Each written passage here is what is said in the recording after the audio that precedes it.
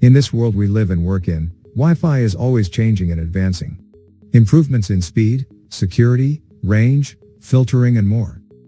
We know that you have customers that are at each end of the spectrum. One location wants to get by with the wireless router they've had for years, or the one they rent from the cable company, while another location has the best, latest and greatest on the market.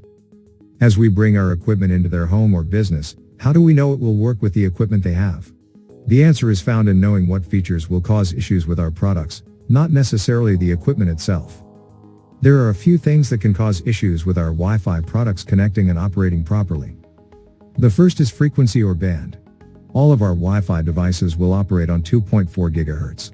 While some are capable of 5 GHz, it doesn't give us the range we need.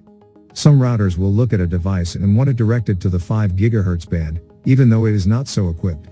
This is called band steering, and may need to be disabled for some routers. Another feature is called multicast. Multicast is usually disabled on commercial networks, however, it is a feature that is used by our devices and should be left enabled. Security is important for every Wi-Fi network. We recommend and support the WPA2 and WPA2PSK security scheme. With the newest routers, they are being certified with WPA3 security. The Wi-Fi Alliance knows that this scheme is currently not compatible with a lot of existing wireless devices, therefore, you may need to choose another setting until wireless chipsets catch up.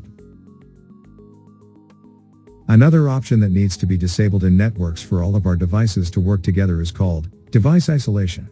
With this feature enabled, the devices on the network will not be able to communicate directly to each other, such as Pro Series and its Wi-Fi touchscreen keypads.